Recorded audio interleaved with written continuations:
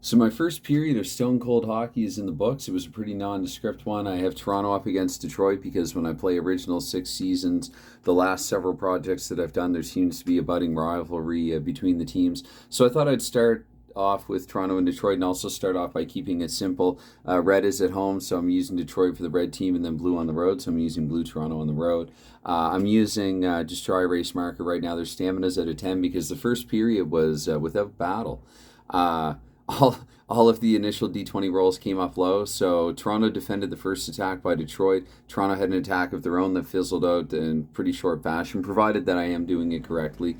Then Detroit had an attack, and similarly, it didn't amount to anything. They don't have a high enough attack rating. Toronto ended up defending a Detroit attack with a couple of minutes to go. So Toronto's defense pretty solid. They do have a defense rating of 10. And Detroit. And this in the final minute is actually when I got closest to some action because even though it went to column D, it was a double O that was rolled on the 2D10. So Toronto ended up having a slot chance as a result. And but then 97 was the follow up roll, so nothing. It amounted to nothing really for the Leafs. Maybe they ran out of time. So Detroit should be odds on favor. Detroit should win this one. They have significantly better control. The puck battle threshold for this one is 13. Again, I've yet to arrive at that. And this period went by pretty quickly. So I almost actually made several takes, but didn't upload any of them. So I'm now storing the book in this here. They call them clear files over here. They might have another name in North America. But it's clear file with all these clear sheets. And this is what I keep the book in now, and I have the charts in behind. So this is how I'm doing it right now. So far, so good. Minimal flipping. Truth be told, I actually had the score sheet set up over here for maybe what I can do is pull this a little closer. The score sheet set up over here like so for the first period, but I'm just going to move this over here for the time being. I think it should be relatively all right. Get a couple more markers here. So what I've been doing, it's really this simple, I think. I hope so. 11, so we're just not going to get a puck battle. We're going to get 5 minutes off the clock here in the second period. So I go 19, 18, 17, 16, 15, and that will be another chance for an attack. So we're going to look control battle. I look the 11. Sorry that I don't have larger D20s with red and blue. So 11, that's going to fall to Detroit in their home control range. 17 is above Toronto's defense range. So we're going to roll for a chance here for the Red Wings. I'll just do the team and not the player. 84 in the chance column A, attack 84. It says if the attacking stamina is greater than the defensive stamina right now, they are 10 apiece. Also, starting in goal, I guess I have that noted over here. It's Sawchuk for Toronto, Roger Crozier for Detroit. And so with the 84, again, if the attacking stamina is greater than the defensive stamina, then there is a chance, but they are equal. So equal stamina, if I go over to column B, there is a slot chance. And so let's roll for that slot chance right now then. So Detroit in the slot, that is a 59 on a slot chance. 59 on a slot chances. If the goalie is 6 or greater, it's a save, otherwise scores. Sawchuk is rated a 7, so that's going to be a save for Terry Sawchuk. And I guess SO over here would be shootout. So, okay. Anyway, so 5 minutes done. I guess I could make a quick note here as well. That was an attack. And I don't know, maybe I'll just write Sawchuk save or Toronto goal save and save a couple of letters, knowing that it's Sawchuk, at least for the time being. Anyway, so 4 this time. In 17, this is going to be our first battle. It'll be my first, I didn't have one of these off camera playing the first period. So first battle, let's roll a 2d10 and go to the battle chart. Again, hopefully I'm doing this correctly. I have to keep in mind this is the second period. So puck battle in the second period with a roll of 49. Makeup call, minor penalty called on team with fewer penalty minutes, but right now they each have 0. But it does say here, if even, penalty against the visitors. So Toronto penalty, Detroit to the power play. Okay, and I just wanted to double check some stuff there, but it didn't say anything about an aggression check in the roll, so I don't think I need to do any follow-up T20 rolls.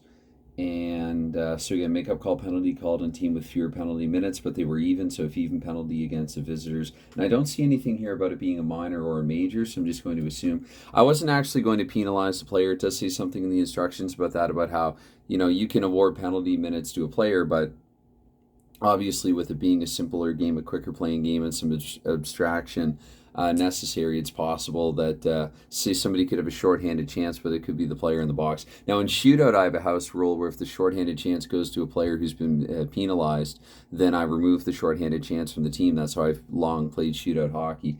But for this one here, I think I'm just going to roll to get the penalty type is what I'm going to do. So 46 is the roll. 46, I'm looking at this upside down, but let's see, it's that'd be 47 to 59.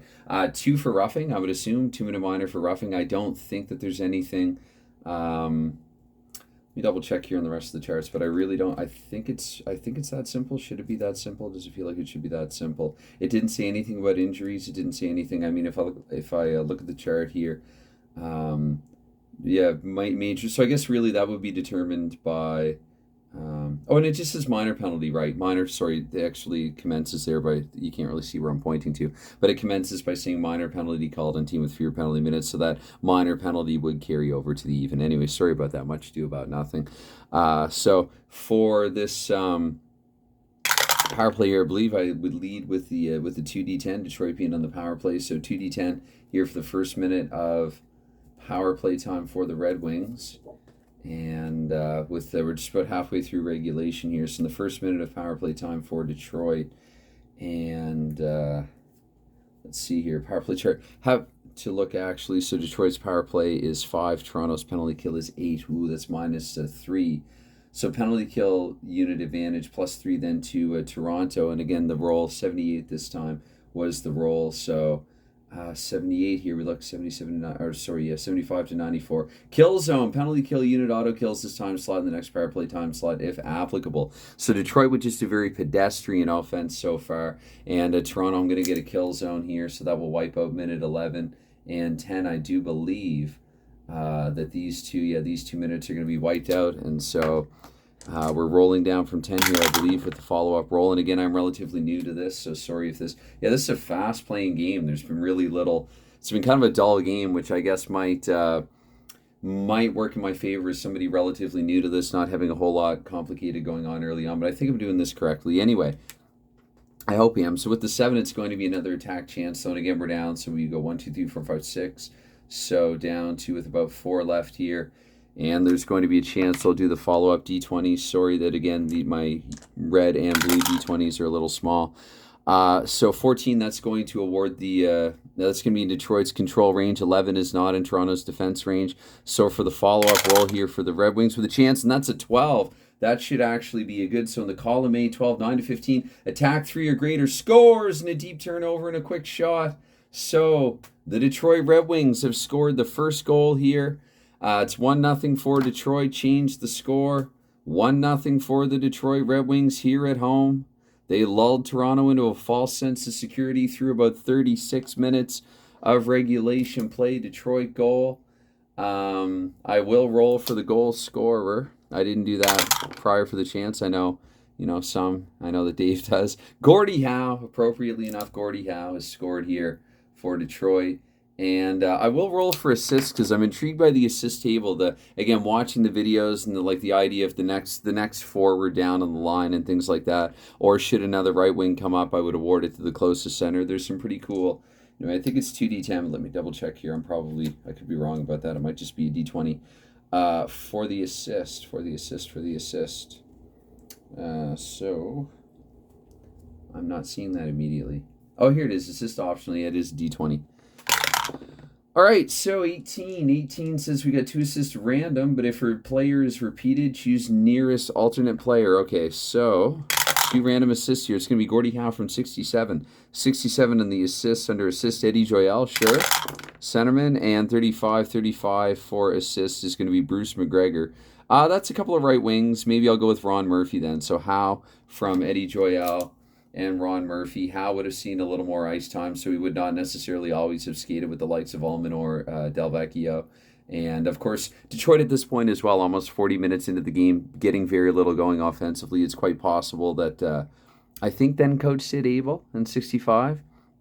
I could be wrong about that. I can check later. But would have juggled the lines is what I'm trying to get at there. So Joyal and Ron Murphy with the helper. And we got a 1-0 game here for Detroit. So I don't know if I've Again, I mean, this is, I don't think that there's one exact set way to do this, but let's see here right toward the end of 2. So 13 this time, we will get a battle because it's equal to or greater than, and 3. So down to just over a minute to go here in the second period, and this is our, yeah, this is our second battle because I actually I didn't note.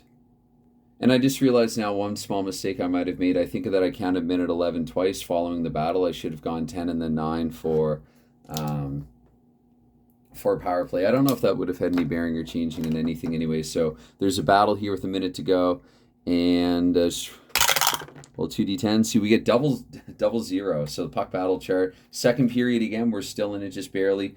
Double zeros. Aggression check, major misconduct. Okay, so got to roll those 2d20s for the aggression check, which actually it is pointed out here underneath the battle chart. Roll 1d20 per side, add the aggression modifier to the result of the more aggressive side, and the high result deals. Their aggression is actually the same, so this is going to be a straight, let's see who's higher. For Detroit there, that rolled up a 5, and for Toronto, it rolled up a 5 as well. Oh dear, what do I do there? The high result deals hits and gets penalized accordingly. Tiebreaker, right, tiebreaker. See, he's really thought of everything here. That's right. And come to think of it too, now I have a distinct memory of a video. Can't remember if it was the Thunder Bay Dayton game or the Saskatoon Indianapolis game. But tiebreaker going to the away side. So we have a major and a misconduct. And I'm just going over this again, just trying to be careful and double check everything. It doesn't say anything about going to the agitator or enforcer table or anything like that. So I think this is just going to be a straight roll. I mean, I guess just to get the specifics of it here, it's going to be a straight roll on the penalty types here under major, and that is going to be a 2d10, so 36 for that. Boarding. So I guess I just chucked someone for boarding from visiting Toronto. I don't know if I would need the specific player for that or not. I mean, there's a fight major rating. I guess there's a penalty. I guess just for fun, let's see who we get here. So 70 for the penalty. So Alan Stanley, or sorry, no, not Alan Stanley. Correct that, Carl Brewer. So I guess Brewer is gone for the game. I'll try to omit him from any assists or anything like that. We'll say, for the purposes of recording this, that Carl Brewer has been tossed for a boarding major. So Detroit already up by a goal, and we roll here for the Red Wings power play, 5 minutes. So final minute of play here in the second period, and then they'll get 4 in the third as well. It won't even matter if they score. To the power play we go. Probably have to figure out a more efficient way of doing this, going back and forth across the charts. But again, Detroit's power play, that's one thing, though. Their power play is operating on a -3 here. I've not encountered any modifiers yet for that. And again, I've not seen anything about lowering the stamina, so which kind of makes sense. It kind of goes hand in hand with it being a relatively quiet game, at least prior to the goal and the misconduct. So I'll double check. I read the book last night, but I'll double check and see if there is anything in the rules about there automatically being a loss of stamina. But a lot of stuff like that is specified right here in the chart. If you are to, like if it says, for instance, take a hit, then you would take the stamina away. But it just says, aggression check, major, misconduct, and it goes to the visitor in this case because the aggression check roll was a tie. So anyway, 67 I rolled, 67, and penalty kill with the +3 advantage, so 67 to 74. PK unit delivers a huge check and clears. Deal 1 hit, so I guess they're Detroit really trying to capitalize and take the lead, but it's the aggression of Toronto that's been telling here, Toronto's aggression. So Detroit, I'm assuming I deal 1 hit, that means I'm going to take 1 away from Detroit's stamina, so they're down to 9. I might just want to use the pawns for that. I started with the pawns and then knocked the Miscue relatively early and decided I wanted to go back to dry erase marker, but it's not erasing so easily. Anyway, so that, I believe, then that's the final, that's it for the period. Second period in the books, 2 periods now in the books, and the score is 1-0 Detroit after 2. I guess I could update this here a little bit. So we were scoreless after 1. And home team scored once in the second period. So it's just 1-0 Detroit after 2, but they start the third on a power play. And we'll just get that going right away. Again, Detroit looking at the -3 column. That is a 20 and a -3. Let's see if that improves Detroit's chances any here. So +3 the penalty kill. We look to the 20. It says crease chance. So crease chance here in the power play, and 34 is the follow-up. So 34 and a crease chance. 34 and a crease chance. Goal. If the goalie is 11 or more, it's a save. Otherwise, so we get a power play goal here for Detroit. And that would be, I believe, the first minute of the third period. Detroit getting a power play goal. 2-0.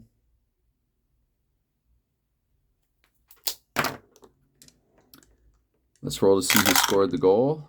0-4 on the power play. That makes perfect sense. So Allman with the power play marker, and I'll do the D20 for assist. Might take some creative liberty here with it being a power play. 1 assist. Roll assist column. If goal score is repeated, then it is unassisted. On a power play, there's usually at least 1 assist. Usually there are 2. At 87, so would Lowell McDonald be out there in the power play? Sure. So I'm going to say Allman from Lowell McDonald. Allman, and then Al McDonald, Lowell McDonald. And 2-0 Detroit, but they still have a few more minutes. Now, for this one here, there is a modification. If you score, I'm going to actually double check the book here. Something about moving columns if a goal is scored in a 5-minute. It's probably actually in the quick reference table. So shift the column in favor of the PK unit. So they're operating from the +5 or more column now for this power play's remainder. Detroit, again, 2 minutes into the 5-minute major, has scored. So pretty sure this is all I do. I mean, it's one of those things where I keep sort of stopping and asking myself, could it really be this simple? As I also realize that I didn't change the score. So 2-0 Detroit, and for the next power play minute, that is a straight 70. So straight 70 here with the man advantage for a few more minutes. Wait, what am I? Sorry. Okay, power play charts right in front of me. 65-73 PK. We got this earlier. PK delivers a huge check and clears. Deal 1 hit. So Detroit, maybe in the press and the power play, is. I don't know, maybe they've, I guess maybe their top lines have kind of, they're a little played out trying to really trying to capitalize here and increase their lead against Toronto. So anyway, next minute, because 18, so it was with a minute to go. So 1, 2, 3. That'd be down to 17. That's right. So this be minute 4 of 5 and 43 this time. Again, I'm looking at +5 or more this time for the Toronto Maple Leafs. And just because they're the advantage here with the penalty kill. And so 43, that works out to attacking. If the attacking stamina is greater than the defense, which it is not in this case, crease chance, otherwise point chance. So they get something out of it. They get a point chance. Do the Red Wings 92, that I'm pretty sure that's a crappy chance though. 92 from the point tells us save made at any goalie rating. So I guess I could make a note here, point chance, and then there's one more, right? 1, 2, 3, 4, 5. 1, 2, 3, 4. Yes. So there's going to be another. This will be Detroit's last kick at the can here with the 5-minute major. That is an 80, getting a lot of zeros with that white D10 there. So that is an 80. I'm trying to complicate the simple here with all this chart flipping. I'm still in the power play. So 74-94 there. Kill zone. So Toronto's just going to eat that.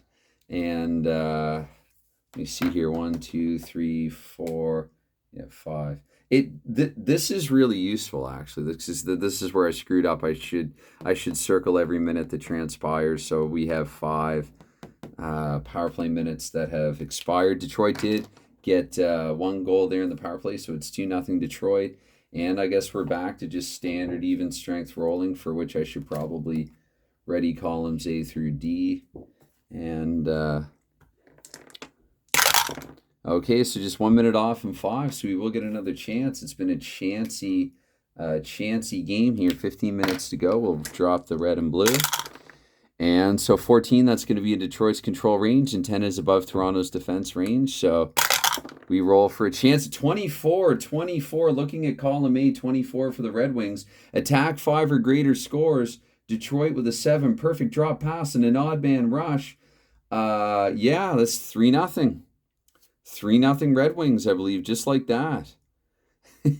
That does feel like real hockey. Like, just all of a sudden, all of it, like, from out of, again, it can be a kind of a slow moving game, and all of a sudden, from out of nowhere, like, it was nothing, close to the end of the second period, but here, in less than 10 minutes, Detroit now, they're up 3-0. I mean, wrapping the end of the second period and beginning of the third together. So with about 15 minutes to go here, Detroit has scored. I didn't roll for exact time, actually. That's something else that I could have done, but oh well. Next time. Let's see who scored the goal for Detroit. I really don't think I did anything wrong there. I really think that it's just as simple as that. 0-3 for Detroit, so Allman picking up another goal here. So Allman, maybe I can put here 3-0. For possession there, that's where actually I should have been putting in under the notes. I've been putting the team. I should actually note the team and possession or home visitor or something like that. Anyway, Allman and 15. So Allman probably 2 assists on the goal and 2 assists in the goal and with 15 random. But if a player is repeated, choose the nearest alternate player. So we have 44. I'll count that as a 44. So Allman from Ron Murphy, he's picked up another assist here, and then 06. That would be Allman himself, but again, there's something for that. If any player is repeated, choose another nearest forward, so Gordie Howe. So Allman from Murphy and Howe, whereas earlier it was Joyal from Murphy and Gordie Howe, or Howe rather from Joyal and Ron Murphy. Allman from Murphy and Gordie Howe, and it is 3-0. So let's see if Detroit can sail to this game's conclusion without any empty net stuff. Okay. So that was knocked to a 1. So 11 again, though, that's going to be another chance because puck battle threshold is 13. I've not seen anything where I needed to modify that. 15 is in Detroit's control range, and this was initially an 8, which is, oh wait, Toronto defense. Toronto defense is 10. Have I underestimated Toronto's defense with any other play earlier in the game? I don't think so, but 8 is definitely within Toronto's defense, so I'm going to go over to column D. I think it was an 11. I think it was outside Toronto's defense earlier. I'll play the tape back. Anyway, 28 from column D, and again, take 1 minute off. I'll work myself into a routine here. So the attack, and it was Detroit with the possession. 28 here from column D. So sliding defenseman takes 1 for the team, take 1 hit. So Toronto's stamina now down to 9. Stamina's not really factored as big into this game as it would into some others, I think. So we get a 6 this time, 6 and a 19, so we will get a battle. So some nondescript here, half dozen minutes, but we're going to get a battle here with 8 to go. And so for that, I'm going to do my 2d10 initially, and that is a 66 under puck battle in the third period. Crash the net, aggression check, high result deals 1 hit. Plus 1 hit if they also have 1 or more enforcers. Then they create a crease chance. Okay, that's the most complicated thing that's come up thus far. So one step at a time here. These two teams have the same aggression rating, and that Detroit has rolled an 8 and Toronto a 2, because I would go in this case blue visitor and red home. So Detroit is the higher aggression. So they've dealt 1 hit to Toronto's stamina, and if they have 1, it says 1 or more enforcers, then they create a crease chance as well, plus 1 hit. So 1 hit plus 1 hit if they also have 1 or more enforcers. Looking at Detroit, they've got 1 Gordie Howe. So 1 or more enforcers, and then they create a crease chance. So I believe what I would do then is knock Toronto's stamina down to 7. And Detroit's just kind of run away or skated away with this game since taking that 1-0 lead. Brewer, of course, got kicked out of the game. And Detroit scored on the power play. Norm Allman scored at even strength not that long after that. And here we have a crease chance now for the Red Wings, with Toronto's stamina also having been lowered to 7. 96 in the crease chance, so a little out of steam. Goal 2 or plus. It's goalie rating 2 or plus. Sawchuk's a 7, so it's going to be a save. Otherwise, they score, but as I just said, that'd be a save for Terry Sawchuk. So just in the interest of time, I'm just going to keep rolling. I'm not going to make any more notes there for that. So 3 more minutes gone by. Throw him with the 8. This will be another attack. Year 5 to go. And who has the attack? 16, it's going to be Detroit again, and 20, that is well above Toronto's good, nonetheless, defense rating of 10. So following up here in the chance for the Red Wings, that is an even 70. What did I say about that white D10 and zeros? So the 70 in column A, that's his attack 13 or greater score. They don't have that. Odd man rush executed to perfection. No. Attack 11 or 12. Attack 9 or 10. Detroit still with the attack of 7, and there have been no modifications to that throughout the game. Yeah, I can't even say broken stick foils the shot. That attack just fizzled out, as I said earlier. So we're going to take some more time here off the clock then. 5 to go. Actually, we're down because, again, Detroit's up by 3. So I believe that means that we're just down to 1. Okay, because under 2 minutes remaining. That's with the empty net, though. So, yeah, we're down to 1 minute. And that's a 15, so we're going to get a battle here with about a minute to go. A frustrated Toronto hasn't been able to get anything going here in the scoreboard or score sheet. So we roll for the battle, 26, and checking for the battle in the third period here, late in the third with the 26. Minor penalty in the home team. The visiting team takes 1 hit. So the home team, I guess we can... I didn't do this earlier, but I'll just do it now, just, for the heck of it. So 72, Valfontaine.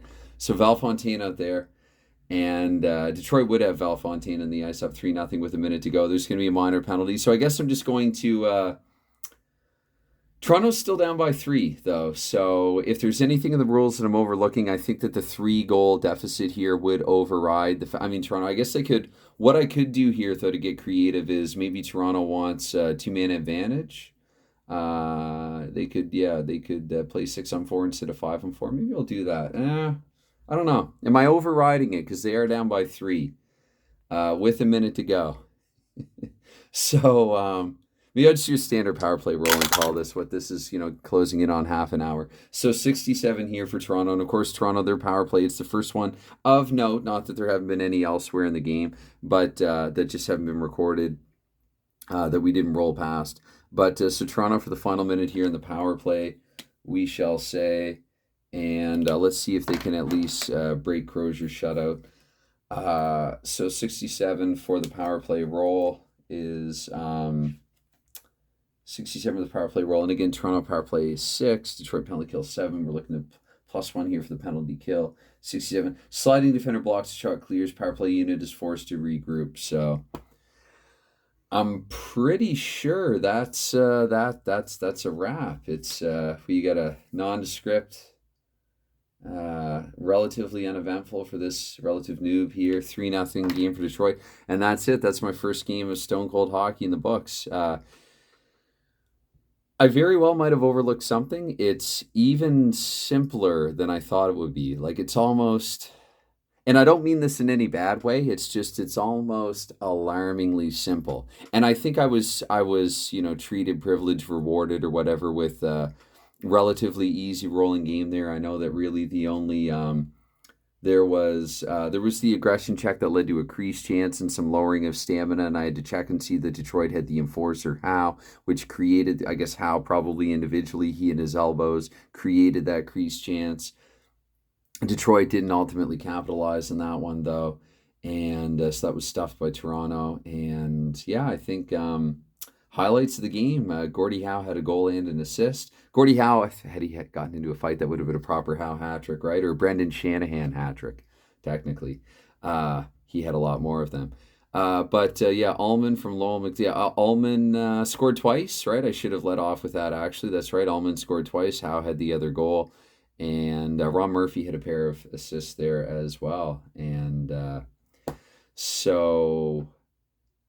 I like it, but I knew that I was going to like this game before I even started playing it. So, and I have a feeling as well that once I play it some more, I will even like it a lot more. So this is I should have said this off the top. This was by no means a tutorial at all, and I really hope that I've not made any mistakes with the game. I don't think so. I think it's possible that on one roll I underestimated Toronto's defense rating of 10. I think that's a pretty good defense rating. Toronto did finish with a winning record that season, though not by much.